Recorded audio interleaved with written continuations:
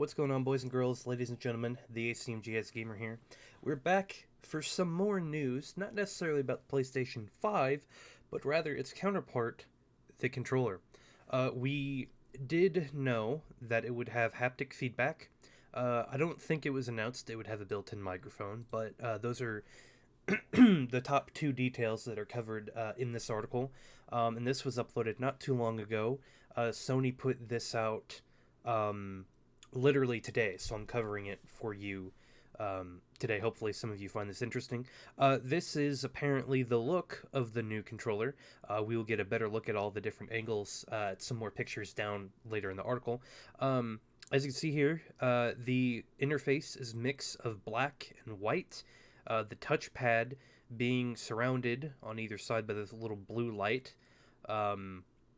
Not sure if that's going to be the only light or if there's still going to be light on the front of it.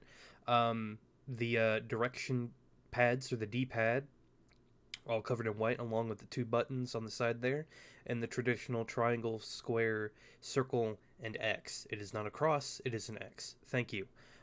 You can barely see it. There's a little PlayStation logo that doesn't actually look like the button that we have. The PlayStation logo looks like the button itself rather than the logo stamped on a button. So as we continue on, the redesigned controller apparently is being called the DualSense, not the DualShock 5. Sony announced this earlier today. The new wireless controller will feature a new design as well as new features like haptic feedback, adaptive triggers, and a built-in microphone. So haptic feedback, for those of you who are not aware, is basically a tool or a mechanic that is within the controller that allows you to feel as if you are more, or immerses you in the game as if you were really there. For example, I think they give later on in the article, if you're drawing a bow, it actually makes you feel like you're drawing the string and then releasing the arrow. The DualSense 5 will also do away with the share button Sony introduced with the DualShock 4. It will be replaced by something new. This is interesting because I used the share button quite a bit early on when I didn't have an Elgato. And of course they updated the different settings and everything. But I did enjoy and still do enjoy using it from time to time, even if it is just to take pictures and share them. According to the PlayStation blog,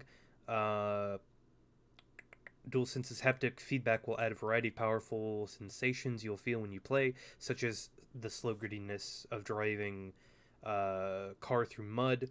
Also incorporated adaptive triggers into L2 and R2 buttons of DualSense, so you can truly feel the tension of your actions, like when you draw a bow to shoot an arrow. As for the share button, it is now going to be called the, I wish it would stop doing that, create button. There you go, sorry. The create button, they're pioneering new ways for players to create epic gameplay content to share with the world or just to enjoy for themselves. We'll have more details on this feature as we get closer to launch, which is apparently still going to be holiday 2020. This new controller also features built-in microphone, which will enable players to easily chat with friends without a headset, ideal for jumping into quick conversation. Of course, if you're playing a chat for a longer period, it's good to have that handset handy. Now, this is the part I'm not too sure about, because we know the regular PS4 controllers, they don't have the built-in microphone. It has a built-in speaker, and I don't know about you guys, but I never really cared for it. I would prefer all of the sounds to come through my headset, not my controller. Especially with The Last of Us, where you would pick up a recorder, and for whatever reason, the noise would come through the controller and not the headset. I would rather listen to everything through my headset than the controller. Also, I hope that there is an option to disable this function, because personally, if I'm in a lobby with a bunch of people, I don't want them hearing what I'm saying. I mean, I would rather be in a party with a group of friends and playing stuff, but if you're doing it solo, you may not want everybody to hear you, so I hope that there's a function to disable that. As seen in the gallery below, DualSense will diverge from the DualShock controllers with a two-tone color scheme. Sony has repositioned DualShock 4's light bar to hug the left and right sides of the touchpad, and the ironic PlayStation face buttons are now monochrome instead of multicolored. DualSense charges via USB-C with the port located on top of the controller. Appears to feature a microphone mute button beneath the PlayStation logo home button. I did not see that. Maybe we'll see that here in a second. Oh, okay, I see that now. Alright, so now, DualSense marks the radical departure from our previous controller offerings, captures just how strongly we feel about making a generational leap with PS5, said Jim Ryan, President and CEO of Sony Interactive Entertainment. Along with many innovative features, PS5 will be transformative for games, continuing our mission at PlayStation, pushed boundaries at play, and now in the future. 2020 holiday launch window promised to share more information, including the console design, in the coming months.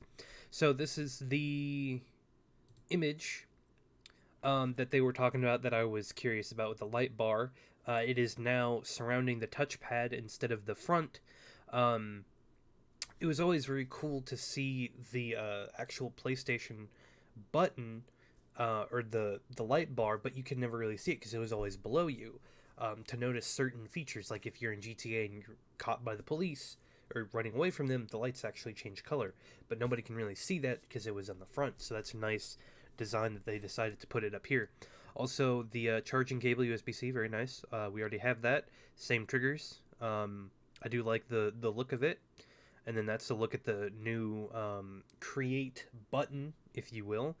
This is what they were talking about down here. You see, this is the PlayStation logo actually turned into a button, and then it looks like that might be a mute button. I'm not sure what that is below it, but it just looks like that there's a mic right there beneath it. We have no idea. And then this is the overall feel of it. So first impressions, I like that the light is now behind the touchpad. I like that it's the same type of controller layout, as typical. It looks more so like an Xbox controller now than it does regular PlayStation controller. Because if you look at the PlayStation controller, you see how more rounded out this is compared to that. That one's more square, if you will. But we'll see what happens. I am pleased to see this new design. I like the new design. It's going to be interesting that they decided to go with white and black, which to me feels like the PlayStation, the basic color might have white and black accents, not just one solid color like the PlayStation 4 and the PlayStation 4 Pro solid black. So it'll be interesting to see what they come up with that. That is all for this time. As far as my channel and content goes, like I said before, I am not planning on doing any Let's Play series, I guess, anymore, unless I really feel like I can get back into it. But for right now, there really isn't anything out that I'm interested in.